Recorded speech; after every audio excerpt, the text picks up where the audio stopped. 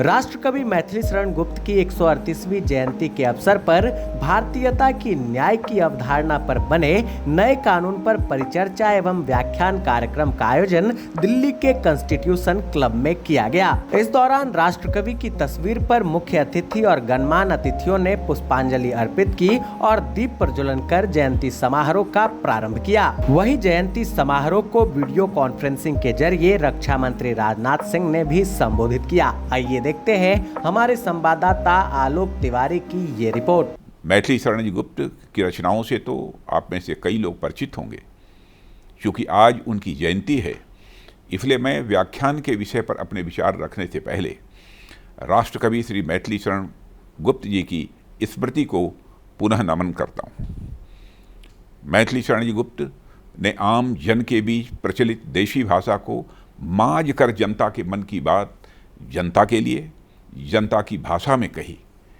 इसलिए राष्ट्रपिता महात्मा गांधी ने उन्हें राष्ट्र कवि का सम्मान देते हुए कहा था, मैं तो मैथिली शरण जी को इसलिए बड़ा मानता हूँ कि वे हम लोगों के कवि हैं और पूरे देश की ज़रूरत को समझकर वह लिखने की कोशिश कर रहे हैं। एक साहित्यकार या कवि किसी भी देश या समाज की आवाज़ होता है और उसे दिशा एवं प्रेरणा देने का काम भी करता है। मैथिली शरण गुप्त जी ने समाज और देश को एक नया वैचारिक धरातल दिया और भारत में राष्ट्र प्रेम की भावना को जगाया और उसे मजबूती भी दी।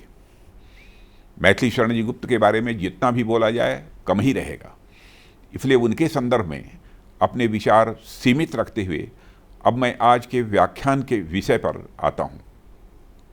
आपके व्याख्यान का जो विषय तय किया है वह इसलिए महत्वपूर्ण बन जाता है क्योंकि इसी 1 जुलाई 2024 को हम सब भारत के क्रिमिनल जस्टिस सिस्टम यानी आपराधिक न्याय प्रणाली में एक ऐतिहासिक एवं महत्वपूर्ण परिवर्तन के साक्षी बने हैं। 1 जुलाई 2024 को भारत में 100 साल से भी पुराने कानून को समाप्त कर 3 नए आपराधिक कानून लागू कर दिए गए। भारतीय न्याय संहिता, भारतीय नागरिक सुरक्षा संहिता और भारतीय साक्ष्य अधिनियम। इन नए कानूनों ने औपनिवेशिक युग के तीनों कानूनों जिनका नाम Indian penal code, code of criminal procedure और एविडेंस एक्ट था, उसकी जगह ले ली है। यह एक ऐसा कदम है मित्रों जो देश में आपराधिक न्याय प्रणाली को पूरी तरह से बदलने जा रहा है। जो बात इस नए कानूनों को पुराने कानूनों से अलग करती है वह यह है कि इन 3 कानूनों का फोकस व्यक्ति को सजा देने से कहीं अधिक उसे न्याय देने पर होगा। यानी नए कानूनों के माध्यम से यह सुनिश्चित किया जाएगा कि किसी भी फैसले का अल्टीमेट आउटकम जस्टिस हो, ना कि पनिशमेंट। नए कानूनों का उद्देश्य न्याय प्रणाली को आधुनिक बनाना और उसे सुव्यवस्थित करना है। यह सुनिश्चित करना है कि यह आज के युग की आवश्यकताओं और तकनीकी प्रगति के साथ कदम ताल करने वाला हो। हमें समझना होगा कि अब तक मौजूद 3 कानून अंग्रेजी हुक्मरानों द्वारा बनाए गए थे, जिसका मूल उद्देश्य अंग्रेजी शासन और ब्रिटिश राज के हितों को संरक्षण देना और सुरक्षा प्रदान करना था। उन कानूनों का उद्देश्य भारत की आम जनता के हितों की रक्षा करना नहीं था। इसलिए जब प्रधानमंत्री मोदी जी ने देश की बागडोर संभाली तो उन्होंने इस बात को सार्वजनिक रूप से कहा कि हमारी सरकार औपनिवेशिक मानसिकता से बाहर निकलकर एक नए भारत की भावना के अनुरूप काम करेगी। अभी लागू किए गए ये 3 कानून भारत की भावना और भारतीयता से पूरी तरह प्रेरित हैं। इसमें व्यक्तिगत स्वतंत्रता और सुरक्षा को केंद्र में रखा गया है और यह कानून भारत के लोकतांत्रिक आदर्शों के भी अनुरूप है। क्या बोलेंगे सर आज के कार्यक्रम के बारे में? आज मैथिली शरण गुप्त, राष्ट्रकवि मैथिली शरण गुप्त जी की 138वीं जयंती के उपलक्ष्य में हम लोगों ने ये कार्यक्रम आयोजित किया था दिल्ली के कॉन्स्टिट्यूशन क्लब ऑफ इंडिया में।